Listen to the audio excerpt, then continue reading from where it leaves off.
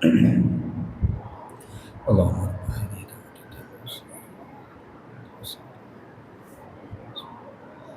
إن الحمد لله نحمده ونستعينه ونستغفره ونؤمن به ونتوكل عليه ونعوذ بالله من شرور أنفسنا ومن سيئات أعمالنا من يهده الله فلا مضل له ومن يضلله فلا هادي له وأشهد أن لا إله إلا الله وحده لا شريك له وأشهد أن محمدا عبده ورسوله اللهم صل على محمد وعلى آل محمد كما صليت على إبراهيم وعلى آل إبراهيم إنك حميد مجيد اللهم بارك على محمد وعلى آل محمد كما باركت على إبراهيم وعلى آل إبراهيم إنك حميد مجيد فقد قال الله تعالى في القرآن الكريم أعوذ بالله من الشيطان الرجيم يا أيها الذين آمنوا اتقوا الله حق تقاته ولا تموتن إلا وأنتم مسلمون يا أيها الناس اتقوا ربكم الذي خلقكم من نفس واحدة وخلق منها زوجها وبث منهما رجالا كثيرا ونساء واتقوا الله الذي تساءلون به والأرحام إن الله كان عليكم رقيبا يا أيها الذين آمنوا اتقوا الله وقولوا قولا سديدا يصلح لكم أعمالكم ويغفر لكم ذنوبكم ومن يطع الله ورسوله فقد فاز فوزا عظيما فإن أصدق الحديث كتاب الله وخير الهدي هدي محمد صلى الله عليه وسلم وشر الأمور محدثاتها وكل محدثة بدعة وكل بدعة ضلالة وكل ضلالة في النار எல்லா புகழும் புகழ்ச்சியும் ஏக வல்லவன் அல்லாஹ் ஒருவனுக்கே உரித்தாகட்டும். அல்ஹம்துலில்லாஹ். ஸலவாத்தும் சலாமும் உயிரிலும் மேலான நபிகள் நாயகம் ஸல்லல்லாஹு அலைஹி வஸல்லம் அவர்கள் மீதிலும், அன்னாரின் குடும்பத்தார்கள், தோழர்கள், அன்னாருடைய வழியொட்டி நடந்த முஸ்லிமான முஃமினான ஆண்கள் பெண்கள் அனைவர்கள் மீதிலும் உண்டாவதாக. வார்த்தைகளில் சிறந்தது அல்லாஹுடைய வார்த்தை என்றும், வழிகாட்டுதலில் மிகச் சிறந்த வழிகாட்டுதல் நபிகள் நாயகம் ஸல்லல்லாஹு அலைஹி வஸல்லம் அவர்களின் வழிகாட்டுதல் என்றும், இந்த மார்க்கத்தில் அல்லாஹ்வினதும் அல்லாஹுடைய தூதரினதும் அனுமதி இல்லாமல் நுழைவிக்கப்பட்ட மார்க்கம் அல்லாத காரியங்களை மார்க்கம் என்ற பெயரில் செய்யப்படுகின்ற எல்லா காரியங்களும் நூதன அனுஷ்டானங்கள், பிதுஅத்துகள், வழிகேடுகள் என்ற செய்தியை நபிகள் நாயகம் ஸல்லல்லாஹு அலைஹி வஸல்லம் அவர்கள் தமது ஒவ்வொரு குதுபாக்களிலும் பிரசங்கங்களிலும் ஞாபகப்படுத்தியதை நானும் ஞாபகப்படுத்திக் கொள்கிறேன். அன்பான இஸ்லாமிய உறவுகளே, பெரியவர்களே, வெளியிலே இருந்து கொண்டு கேட்டுக்கொண்டிருக்கக்கூடிய தாய்மார்களே, அல்லாஹு தஆலா நாம் உலகத்தில் வாழும் பொழுது எந்த முறையில் வாழ வேண்டும் என்று பணித்திருக்கிறார்களோ, ஏவிருக்கிறார்களோ, அந்த முறையில் என் வாழ்வை அமைத்துக் கொள்வதற்கு முயற்சி செய்வோமாக. அதற்கு அல்லாஹ் எனக்கும் உங்களுக்கும் துணை புரிவானாக. மதிப்புக்குரியவர்களே, இன்றைய ஜும்மாவிலே ஒரு அருமையான ஒரு தலைப்பு தெரிவு செய்யப்பட்டிருக்கிறது. இஸ்லாமிய வரலாறில் தோன்றிய வழிகட்ட சிந்தனைகளுடைய அடையாளங்கள் என்ற ஒரு தலைப்பு தெரிவு செய்யப்பட்டிருக்கிறது. இந்த தலைப்பை பொறுத்த வகையில், இந்த தலைப்பை மேலோட்டமாக பார்க்கும் பொழுது பலர் பல விதத்தில் சிந்தித்தாலும், இது யாரோ ஒருவருக்கு ஏசுவதற்கோ, யாரையோ விமர்சனம் செய்வதற்கோ, யாரையோ குறை சொல்வதற்கோ அல்ல இந்த தலைப்பு. மாறாக உலகத்தில் வாழ்கின்ற நானும் நீங்களும் நாளை மறுமையிலே எம் இபாதத்தின் மூலமாக அல்லாஹ்வை சந்திக்கின்ற பொழுது, நாளை மறுமையில் எமது இபாதத்தை ஏற்றுக்கொள்ளப்பட்ட மனிதனாக, எமது இபாதத்தை சரியான முறையிலே செய்யப்பட்ட மனிதர்களாக அல்லாஹ்வை சந்திக்க வேண்டுமாக இருந்தால், உலகத்திலே வாழும் பொழுது நாம் சரியான கொள்கையை பின்பற்றியவர்களாக, வழிகேடுகளை விட்டும் ஒதுங்கியவர்களாக உலகத்தில் வாழ்ந்தால் மட்டுமே நாளை மறுமையில் அல்லாஹ்விடத்தில் ஏற்றுக்கொள்ளப்பட்ட இபாதத்துகளோடு அல்லாஹ்வை நானும் நீங்களும் சந்திக்க முடியும். அப்படி என்றால் உலகத்திலே வாழ்கின்ற பொழுது எது நேர்வழி, எது வழிகேடு, எது பிழை, எது நாளை மறுமைக்கு எங்களுக்கு உதவாது, எங்களை நரகத்திலே கொண்டு போய் சேர்க்கும், எங்களை வழிகேட்டிலே கொண்டு போய் தள்ளும் என்ற விடயத்தில் முஸ்லிம்களாகிய நானும் நீங்களும் மிக தெளிவாக இருக்க வேண்டும். உலகத்துல நம்முடைய வியாபாரம் நஷ்டம் அடைந்து விடக்கூடாது என்பதற்காக புதுசாக வருகின்ற வியாபார கொள்கைகள், வியாபார திட்டங்கள் எல்லாவற்றையும் நாங்கள் படிக்கிறோம். 2000 இருந்த வியாபார உத்திகள் எல்லாம் 2025 ஆகும் பொழுது அது வித்தியாசமான கோணத்திலே, வித்தியாசமான போக்கிலே போய்கொண்டிருக்கக்கூடிய இந்த காலகட்டத்தில் எம்முடைய வியாபாரம், நம்முடைய உலகம் நஷ்டப்பட்டு விடக்கூடாது என்பதற்காக எடுக்கின்ற முயற்சிகள் எல்லாம் நாம் நஷ்டப்படக்கூடாது என்பதற்காக நாம் பாடுபடுகிறோம். அப்படி என்றால் மறுமையை நம்புகின்ற நாம் உலகத்துல வாழ்ந்து மரணித்தால், முஃமினாக மரணித்தால் மட்டுமே நாளை மறுமையில் சுவர்க்கம் போகலாம் என்று ஈமான் கொள்ளுகின்ற நாம், எமது கொள்கை சரியா, எமது கொள்கை தெளிவா, எமது கொள்கையிலே வழிகேடு இருக்கிறதா, எமது கொள்கையிலே பிழை இருக்கிறதா, ரசூல் ஸல்லல்லாஹு அலைஹி வஸல்லம் அவர்கள் எச்சரிக்கை செய்த கொள்கைகள், வழிகேடுகள் எம் கொள்கையிலே இருக்கிறதா என்பதை அடிக்கடி நானும் நீங்களும் பகுப்பாய்வு செய்து, ஆய்வு செய்து, அதை அறிந்து படித்து தேடிக்கொள்ள வேண்டிய கடமை எனக்கும் உங்களுக்கும் இருக்கிறது. என்றால் ரசூல் ஸல்லல்லாஹு அலைஹி வஸல்லம் அவர்கள் உலகத்திலே வாழ்கின்ற பொழுது எப்படி மற்ற ஹராமான காரியங்களை, பாவங்களை, இன்னும் சில கொள்கைகளை பற்றி ரசூல் ஸல்லல்லாஹு அலைஹி வஸல்லம் அவர்கள் சொன்னார்களோ, அதே போன்று ரசூல் ஸல்லல்லாஹு அலைஹி வஸல்லம் அவர்கள் அடிக்கடி இந்த சமுதாயத்திலே வழிகேடு உருவாகும், இந்த சமுதாயத்திலே கொள்கை குழப்பம் உருவாகும், இந்த சமுதாயத்திலே ஷைத்தானுடைய சிந்தனைகள் உருவாகும் என்பதை, தன்னுடைய மரணத்துக்கு பின்னால் நிகழும் என்பதை சஹாபாக்களுக்கு அடிக்கடி ஞாபகப்படுத்தினார்கள். ரசூலுல்லாஹ் கொண்டு வந்த கொள்கை தெளிவானது. ரசூலுல்லாஹ் இந்த சமுதாயத்திலே ஒப்புவிச்ச கொள்கை தெளிவானது. அதை சரியான முறையிலே, தெளிவான முறையிலே, எனக்கும் உங்களுக்கும் எல்லோருக்கும் புரிகின்ற முறையிலே ரசூலுல்லாஹ் சரியாக, நீதமாக, சரியான முறையில் இந்த சமுதாயத்துக்கு ஒப்புவித்தார்கள். நேர்வழி எது என்பதை சொன்னார்கள், அதற்குரிய அடையாளத்தை சொன்னார்கள், அதற்குரிய தெளிவை சொன்னார்கள். சின்ன பிள்ளைகளுக்கும் படிக்காத பாமரனுக்கும் விளங்குகின்ற அளவுக்கு ரசூல் ஸல்லல்லாஹு அலைஹி வஸல்லம் அவர்கள் கொள்கையை விளங்கப்படுத்தினார்கள். என்ன சொன்னாங்க? ரசூலுல்லாஹ் இந்த கொள்கையை பற்றி சொல்லுகின்ற பொழுது சரியான இடத்தில், பொருத்தமான இடத்தில், பொருத்தமான நேரத்தில், பொருத்தமான முறையில் ரசூலுல்லாஹ் இந்த கொள்கையின் தெளிவை பற்றி சொன்னார்கள்.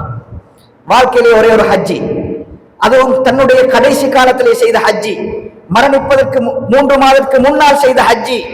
அந்த ஹஜ்ஜிலே ஒட்டுமொத்த சஹாபாக்களையும் கூப்பிட்டு ரசூலுல்லாஹ் அந்த நேரத்தில் சொன்ன உரை தன்னுடைய 23 வருட காலத்துடைய சாரம்சம். ரசூலுல்லாஹ் தன்னுடைய 23 கால அந்த தஅவாவுடைய பொறுப்பை, ரசூலுல்லாஹ் அமானிதத்தை நிறைவேற்றிய இடமும் நாளும் நேரமும் அது. எல்லாவற்றையும் ரசூலுல்லாஹ் பேசிவிட்டு சஹாபாக்களை பார்த்து சொன்னார்கள், தரத்துக்கும் ஃபீ மஹஜ்ஜத்தின் பைலா. தோழர்களே, இவ்வளவு காலமாக நான் போதிச்ச இந்த மார்க்கம் இது எப்படிப்பட்டதென்றால், உங்களை நான் விட்டு விட்டு போகின்ற இடம். ரசூலுல்லாஹ் இந்த குத்பாவுடைய ஆரம்பத்தில் சொன்னார்கள். எப்படி சொன்னார்கள்? லஅல்லி லா அல்காகும் பஅத ஆமி ஹாதா ஃபீ மகானி ஹாதா. தோழர்களே, நான் பேசுவதை கவனமாக கேளுங்கள். நான் பேசுவது உங்களுக்கு விளங்குகிறதா என்று அடிக்கடி சஹாபாக்களை பார்த்து கேட்டு கேட்டு பேசினார்கள். ஏனென்றால் அடுத்த வருடம் இந்த இடத்திலே முஹம்மதாகிய நான் இந்த இடத்திலே இருந்து கொண்டு உங்களுக்கு உரை நிகழ்த்துவதற்கு நான் இருக்க மாட்டேன். லஅல்லி லா அல்காகும் பஅத ஆமி ஹாதா. இந்த இடத்திலே இருந்து கொண்டு பேசுவதை போன்று அடுத்த வருஷம் நான் உங்களை யாரையும் சந்திக்க மாட்டேன். அதனால நான் சொல்றத கவனமாக கேளுங்க என்று கேட்டுவிட்டு ரசூலுல்லாஹ் சொன்னாங்க, தரத்துக்கும் ஃபீ மஹஜ்ஜத்தின் பைதா. உங்களை நான் விட்டு விட்டு போற பாதை இது தெளிவானது, இது களங்கம் இல்லாதது, இது முரண்பாடு இல்லாதது, யாருக்கும் எளிதாக புரிந்து கொள்ள முடியுமான, பின்பற்ற முடியுமான ஒரு வெள்ளை நிறமான பாதையிலே உங்களை நான் விட்டு விட்டு போக போகிறேன். லைலுஹா கனஹாரிஹா. அதற்கு இருளே இல்லாத ஒரு பாதை, அது வெளிச்சமான பாதை. அப்படியான ஒரு மார்க்கத்தை உங்களுக்கு நான் தந்துவிட்டு போக போகிறேன் என்று ரசூலுல்லாஹ் சொன்னார்.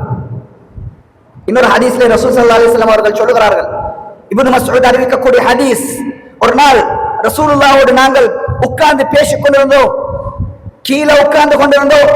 மணலிலே உட்கார்ந்து கொண்டிருந்தோம். ஹத்த ரசூலுல்லாஹி ஸல்லல்லாஹு அலைஹி வஸல்லம் ஹத்தன் முஸ்தகீமா. ரசூலுல்லாஹ் ஒரு குச்சி எடுத்து அந்த பாலைவனம் மணல்ல நேரான ஒரு கோடை போட்டார். கோட்டு விட்டு சொன்னார்கள், ஹாலா சபீலுல்லாஹி முஸ்தகீமா, இதுதான் அல்லாஹ்ட நேரான பாதை. அல்லாஹ்ட பாதையில கோணல் இருக்காது, அல்லாஹ்ட பாதையில வளைவு இருக்காது, அல்லாஹ்ட பாதையில முரண்பாடு இருக்காது. அந்த கோட்டை போட்டுட்டு அந்த நேர்கோட்டுக்கு குறுக்காக இன்னும் சில கோடுகளை வரைந்தார்கள். வரைந்துட்டு சொன்னார்கள், ஹாதிஹி சுபுலு ஷைத்தான், நான் குறுக்காக வரைந்த கோடுகள் எல்லாம் ஷைத்தானுடைய கோடுகள். ஒவ்வொரு கோடுகளிலே ஷைத்தான் இருந்து கொண்டு உங்களை வழிகேட்டின் பக்கம் அழைத்துக் கொண்டே இருக்கிறான். அல்லாஹ்வுடைய பாதையில நேராக நீங்கள் பயணிங்கள் என்று இப்னு மஸ்ஊத் ரலியல்லாஹு தஆலா அவர்கள் சொல்லிவிட்டு மேலதிகமான ஒரு தகவல் சொல்கிறார்கள். அவர் சொல்கிறார், ரசூலுல்லாஹ் எங்களுக்கு சொன்னாங்க, அந்த கோடுடைய முதலாவது தொங்க நுனி அதுதான் ரசூலுல்லாஹ், அவனுடைய கடைசி நுனி எல்லாம் சுவர்க்கம் என்று ரசூலுல்லாஹ் இந்த கோட்டுக்கு விளக்கம் சொன்னார்கள் என்பதாக ரசூல் ஸல்லல்லாஹு அலைஹி வஸல்லம் அவர்கள் இது நேர்வழி என்பதற்கான அடையாளம் சொன்னார்கள். இன்னும் சொன்னார்கள், லா தஸாலு தாயிஃபத்து மின் உம்மத்தி ஸாஹிரீன அலல் ஹக், என் சமுதாயத்திலே சத்தியத்திலே இருந்து கொண்டிருக்கக்கூடிய ஒரு சமுதாயம் என் காலம் தொட்டு மறுமை நாள் வரை யார் ஒரு சின்ன ஒரு சமுதாயம் சரி இருந்து கொண்டே இருப்பார்கள். அவர்களை எதிர்க்கக்கூடியது, அவர்களுக்கு வரக்கூடிய எதிர்ப்புகள் எந்த பலனையும் அளிக்காது. இப்படி ரசூல் ஸல்லல்லாஹு அலைஹி வஸல்லம் அவர்கள் உயிரோடு இருக்கும் பொழுது ரசூலுல்லாஹ் இது நேரான வழி, இது தெளிவான வழி, இதான் என்னுடைய வழி என்பதை இந்த சமுதாயம் விளங்குகின்ற அளவுக்கு ரசூலுல்லாஹ் நேர்வழியை சொன்னார்கள். இதே நேரத்தில் அடிக்கடி சஹாபாக்களுக்கு சொன்ன செய்திகள்ல, அடிக்கடி ரசூல் ஸல்லல்லாஹு அலைஹி வஸல்லம் அவர்கள் சஹாபாக்களுக்கு எச்சரிக்கை சொன்ன செய்திகள்ல, வழிகேட்டுடைய அடையாளங்கள் என்னுடைய மரணத்துக்கு பின்னால் தோன்றும், வழிகேடர்கள் தோன்றுவார்கள், ஷைத்தான்கள் தோன்றுவார்கள், அவர்கள் குறித்து நீங்கள் எச்சரிக்கையாக இருங்கள் என்று ரசூலுல்லாஹ் வழிகேட்டையும் தெளிவாக சொன்னார்கள். என்ன அடையாளம்?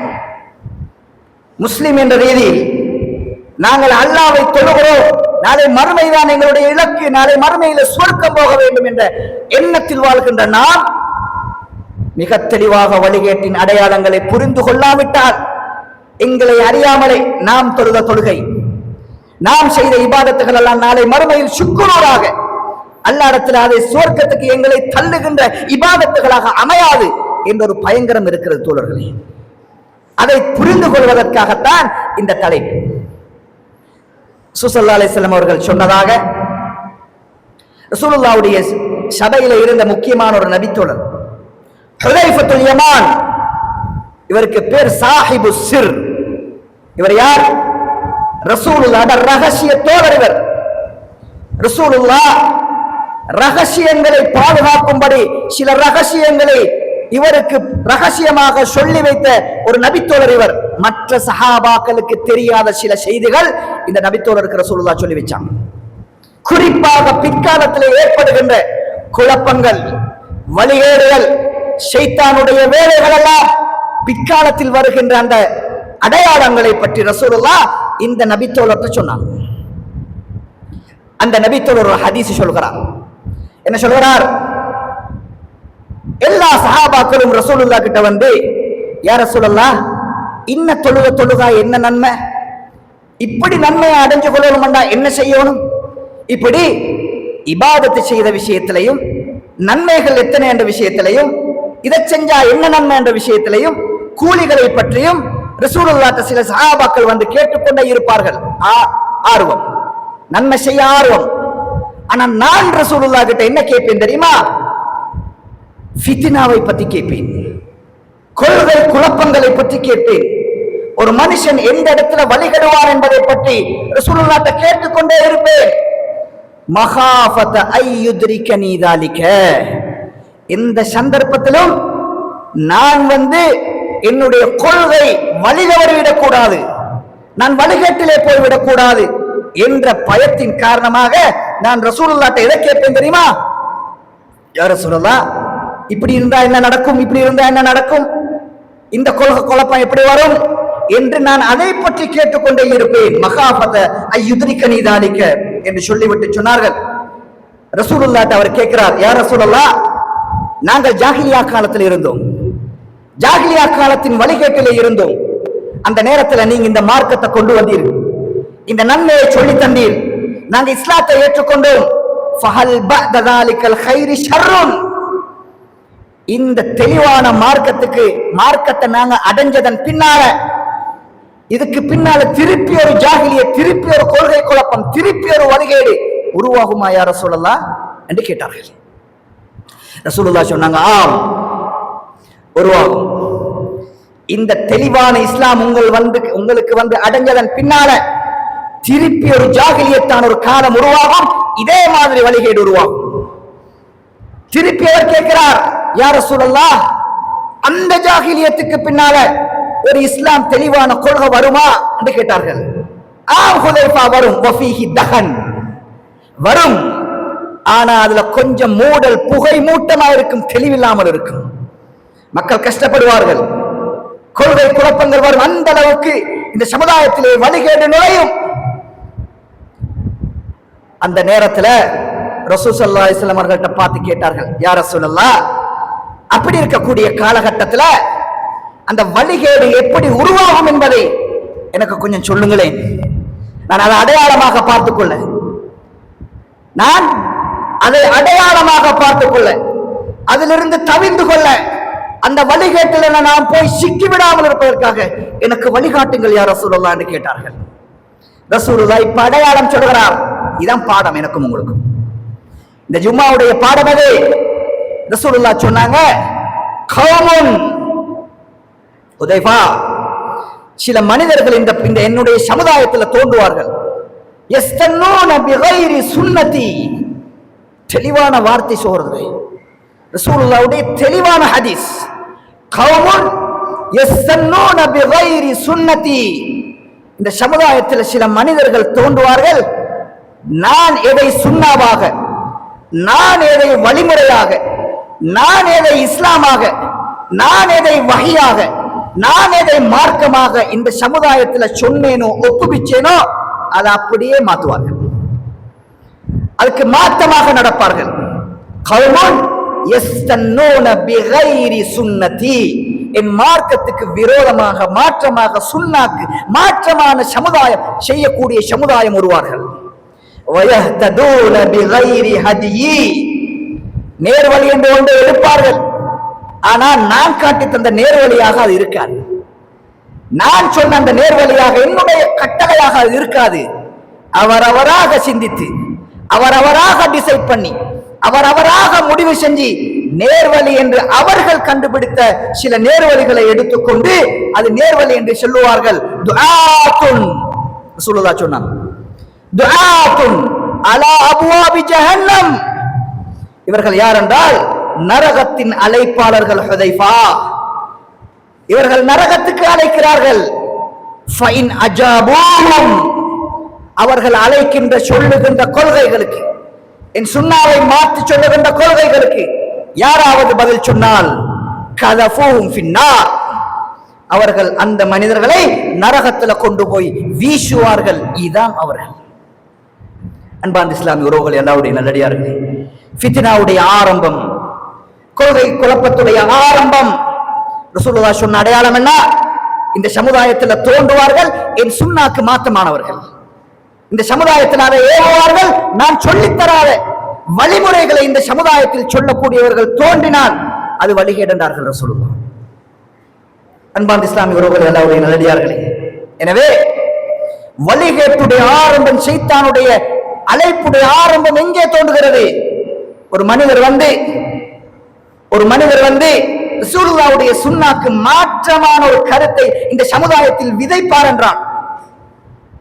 அது ஊர்வலமை என்ற பெயரில், அல்லது எங்களுடைய முன்னோருடைய பழக்க வழக்கம் என்ற பெயரில், அல்லது உலக சம்பிரதாயம் என்ற பெயரில், ஏதோ ஒரு பெயரை வைத்துக் கொண்டு ரசூலுல்லாஹ்வுடைய சுன்னாக்கு இடம் கொடுக்காமல், ரசூலுல்லாஹ்வுடைய சுன்னா தெளிவாக இருக்கும் பொழுது, இஸ்லாம் தெளிவாக இருக்கும் பொழுது, இது என் ஊர் கலாச்சாரம், இது என் ஊர்வலமை, இது என் முன்னோர்கள் செய்தது என்ற ரீதியில் நியாயம் சொல்லி இந்த சமுதாயத்தில் யாராவது ஒரு கொள்கையை சொன்னால் நீங்கள் புரிந்து கொள்ளுங்கள் அது எந்த கொள்கை. தெளிவான ஹதீஸ் தோழர்களே. இன்னும் சொல்வதாக இருந்தால் ஸல்லல்லாஹு அலைஹி வஸல்லம் மிக முக்கியமான ஹலீஃபா, இஸ்லாமிய சமுதாயத்திலே ஃபித்னா தோன்றிய முதலாவது ஃபித்னா யாருடைய ஃபித்னா? ஹவாரிஜிகளுடைய ஃபித்னா. படியுங்கள் தோழர்களே, ஹவாரிஜ் என்றால் யார் என்று படியுங்கள். உங்கள் கொள்கைகளை நீங்கள் பாதுகாத்துக் கொள்ளலாம். எத்தனை தேடுறோம், எத்தனை பிசினஸ் தேடுறோம். கள்ளி வியாபாரம் என்றா கள்ளி வியாபாரத்துல உச்சகட்ட லாபம் எப்படி அடையிறதை பற்றி தேடி தேடி தேடி ஏன் காரணம்? உலகத்துல நான் நஷ்டம் அடையக்கூடாது. ஏன் மார்க்கம் ஏன் தேடக்கூடாது? நாளை மறுமையில ஹஜ்ரத் சொல்லல, பள்ளியில சொல்லப்படல, இதை சுட்டி காட்டல, இதை பேசல என்று எமக்கு கடமையான காரியங்கள் குறித்து அல்லாஹ்ட்ட நாளைக்கு நியாயம் சொல்ல முடியாது. இஸ்லாமிய வரலாறு தெளிவானது. தெளிவான வரலாற்றில் வழிகட்ட சிந்தனை பிரிவுகள் உருவாகிய வரலாறுகளை அறிஞர்கள் தெளிவாக எழுதி வைத்திருக்கிறார்கள். அதில் இஸ்லாமிய வரலாற்றில் உருவாகியவர்கள் மிக முக்கியமானவர்கள், ஆரம்பமானவர்கள், கொள்கையிலே குழப்பத்தை ஏற்படுத்தியவர்கள் ஹவாரிஜிகள். யார் ஹவாரிஜ்? என்ன செஞ்சாங்க அவங்க? யார் ஹவாரிஜிகள்? இஸ்லாமிய வரலாறுல மிக ஆழமான ஒரு ஹதீஸ். ரசூலுல்லாஹ்வுடைய மரணத்துக்கு பின்னால் அபூபக்கருடைய ஆட்சி, அபூபக்கருடைய ஆட்சிக்கு பின்னால் உமருடைய ஆட்சி ரலியல்லாஹு அன்ஹும். ஒரு நாள் சபையில உமர் இப்னு கத்தாப் ரலியல்லாஹு தஆலா அவர்கள் இருக்கிறார்கள். சபையில ஹுதைஃபத்துல் யமானும் இருக்கிறார்கள். உமருடைய ஆட்சி காலம், ஒரு கலீஃபா. அந்த நேரத்தில் ஒரு கேள்வி கேட்டார். ஐயுக்கும் யஹ்ஃபது ஹதீஸ ரசூலில்லாஹி ஸல்லல்லாஹு அலைஹி வஸல்லம் ஃபில் ஃபிதன். உங்களில் யார் பிற்காலத்திலே தோன்றக்கூடிய ஃபித்னாக்களை பற்றி, கொள்கை குழப்பங்களை பற்றி, என் மார்க்கத்தை வைத்து விளையாடுபவர்களை பற்றி ரசூலுல்லாஹ் எச்சரிக்கை செய்த ஹதீஸை பற்றி யாருக்கு தெரியும்? இந்த சபையில சொல்லுங்க என்றார். அது ஒரு ஹுதைஃபா எழுப்பினார். அன யா அமீரல் முஃமினீன், நான் தான், எனக்கு தான் தெரியும். அப்பா உமர் இப்னு கத்தாப் கலீஃபா சொன்னார்கள், இன்னக லஜரீஉன், நீங்க தான் தகுதி, இதை சொல்லுங்க, நீங்க தான் சூட்டபலான ஆள், உங்களை வச்சுதான் நான் கேட்டேன் அது என்று சொல்லிட்டு ஹுதைஃபா சொன்னார்கள், அமீருல் முஃமினீனே, அந்த பிரச்சனைக்கும் உங்களுக்கும் என்ன தேவை? அதை விடுங்க, நீங்க அதை நீங்கள் கேட்காதீர்கள்.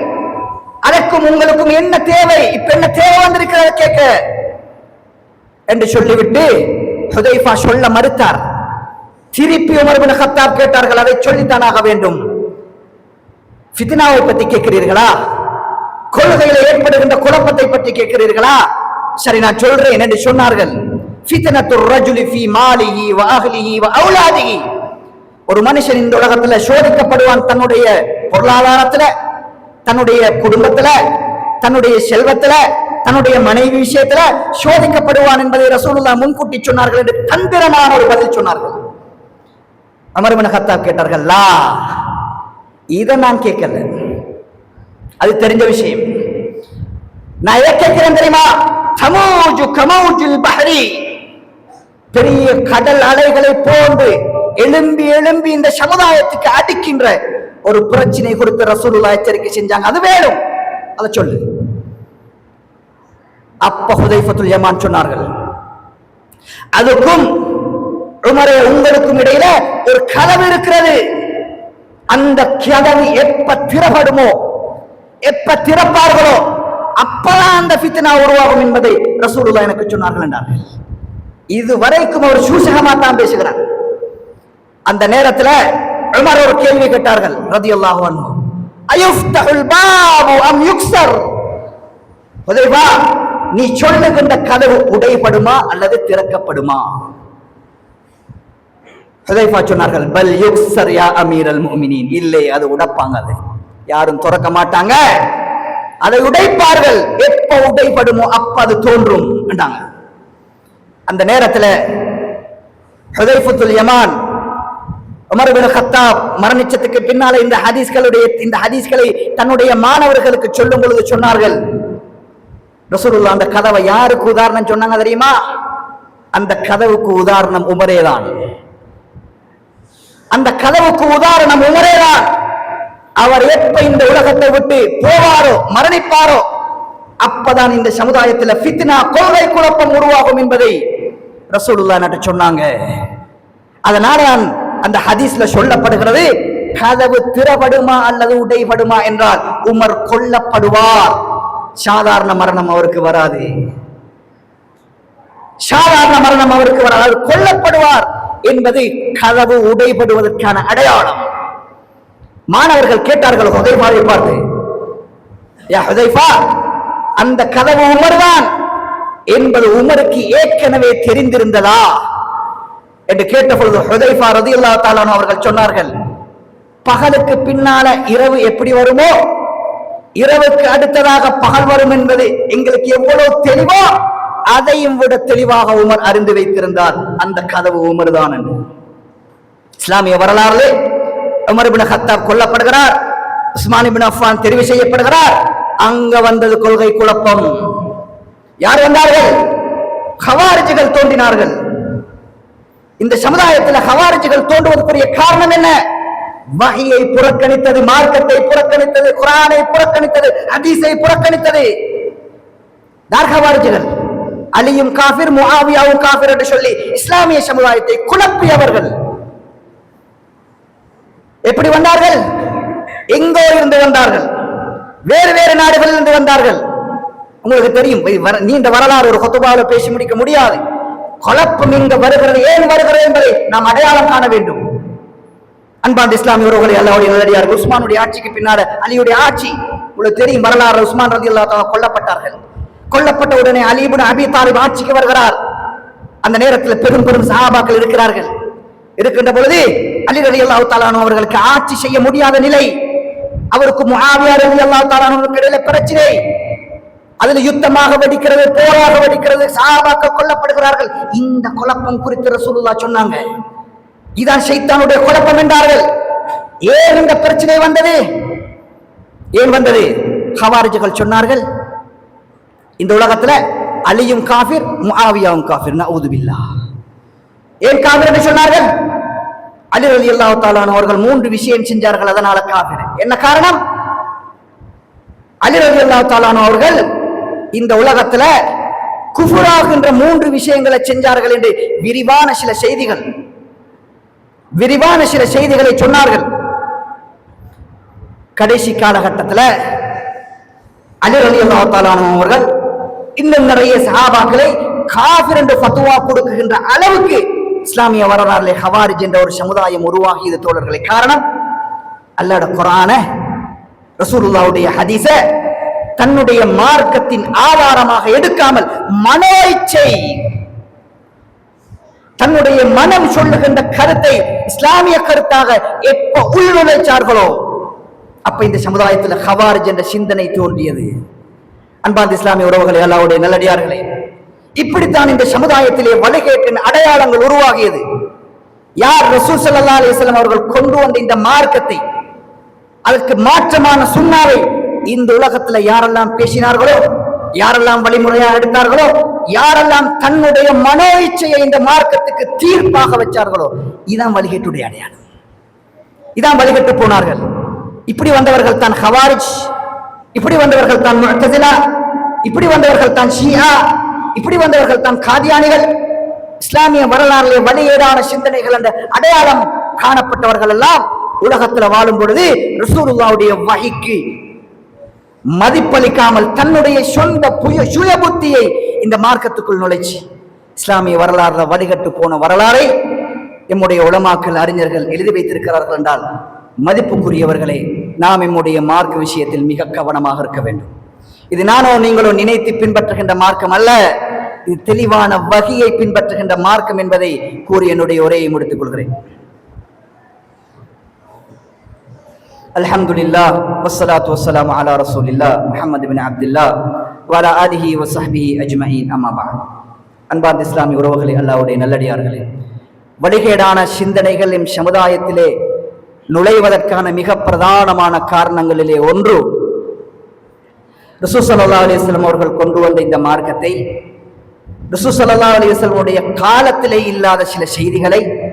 ரசூல் ஸல்லல்லாஹு அலைஹி வஸல்லம் அவர்கள் அறிமுகப்படுத்தாத இபாதத்துக்களை தன்னுடைய சுய புத்தியால் தான் விரும்புகின்ற முறையிலே மனோ இச்சையின் அடிப்படையிலே பின்பற்றுகின்ற சமுதாயம் உருவாகுவது என்பது இஸ்லாத்திலே வழிகேடான சிந்தனைகள் உருவாவதற்கான அடையாளம்.